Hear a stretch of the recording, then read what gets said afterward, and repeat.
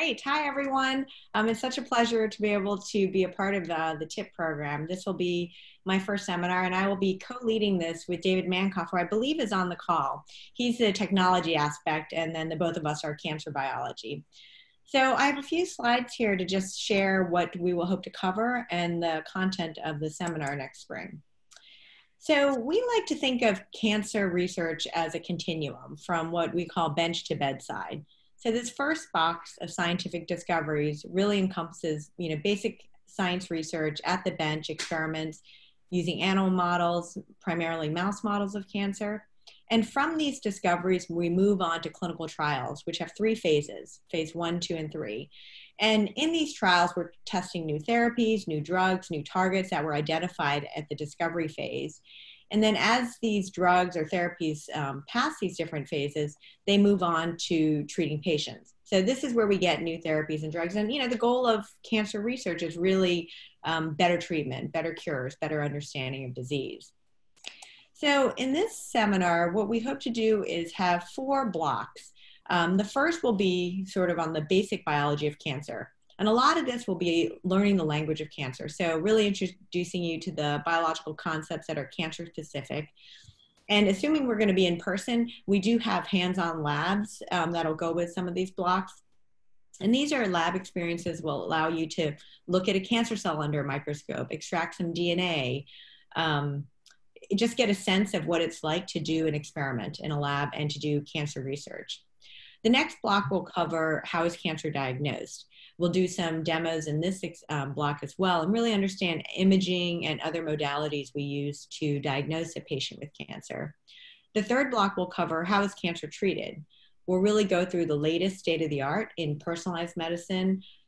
We will have the opportunity to visit a facility at Penn where immunotherapy is the latest modality for cancer treatment. And this is when we take a patient's own immune cells to fight the cancer growing in it. And we'll also have a chance to do some mouse surgery for those who are not squeamish and want to see this.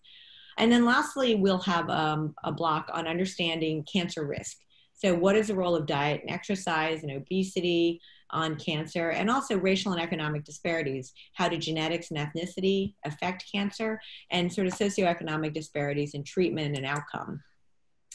So briefly, in terms of the first block, a big question is, how does a normal cell become a cancer cell? So we know about some environmental triggers. We know that smoking will cause lung cancer. We know that sun will cause, exposure to sun will cause skin cancer. We also know about genetic predispositions. So most famously, the breast cancer gene, BRCA1. If you inherit a copy of a mutation in BRCA1 from your mom or from your parents, you have a significantly higher risk of getting breast cancer.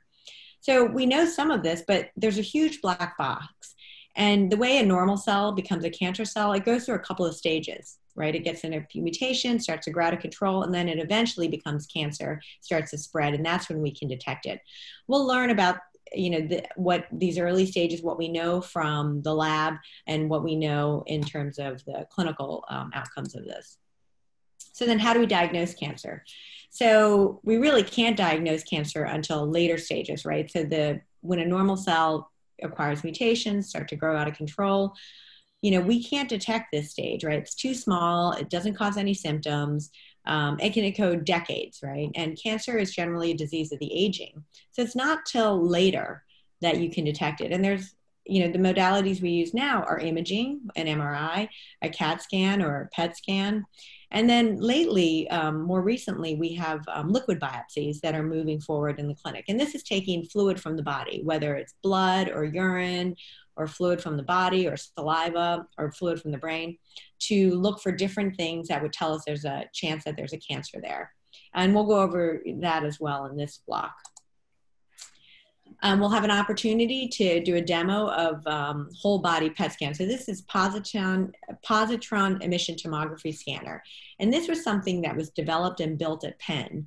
And this allows a scanning of the entire body at once and really allows you to pick up any cancers throughout the body. And we'll go over sort of the principles and the concepts behind this and its utility to give you an understanding of diagnosis.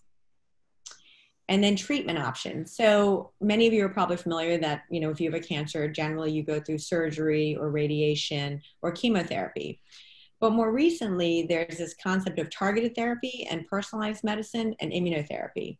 And targeted therapy is this notion where you have a drug that's really specifically going to target a molecule on the cancer cell. And that's different from chemotherapy. We'll learn about how that's different. I mean, chemotherapy is really just a poison that kills any cell that's growing really rapidly. And chances are that's going to be a cancer cell, but that also is your hair cell and your gut cells. And these are the reasons you get side effects from chemotherapy, because your hair falls out because your hair is constantly growing. So it's going to target that. I mentioned before immunotherapy. Here's a nice image showing a T cell in blue here. This is a cell, an immune cell in your body, and we prime it in order to be able to attack the cancer cell. And here it is attacking the cancer cell, killing it, and then it destroys it. So we'll go over all these latest treatments as well as standard treatment and talk about where the field is going. And then the last block will be really understanding cancer risks. So we'll go through diet and how, whether high fat, high carb, what do we know from the biology side? How does obesity increase cancer risk? What are the factors that are produced by an increased number of adipocytes, these fat cells?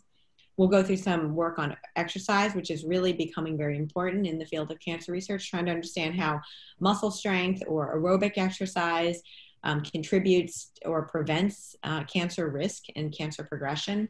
And then we'll also talk about racial disparities, both in incidence and outcome. As I mentioned, we'll go through some genetic predispositions and how socioeconomic levels affect cancer care and outcomes. And so the format of our weekly seminars will be based around this concept where every week, one of the scholars in the seminar will be the presenter. They'll work with David and I to go through, the key points, but every week you'll get a review article, sort of a broad review on the topic, and then a primary research paper that we will teach you how to read and dissect and understand, and then something in the popular press. And that gives it sort of the broad spin, like, why is this relevant to the public?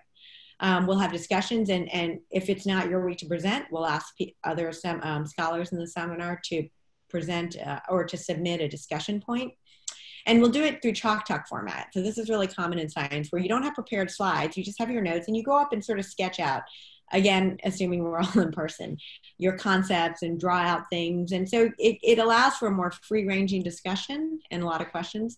And then we'll have the occasional lab demonstration, imaging demonstrations, some therapy demos, and some hands-on experiments for those of you who are interested in putting on some gloves and lab coats and safety goggles, can get into the lab and sort of look at cancer cells, look at DNA and things like that.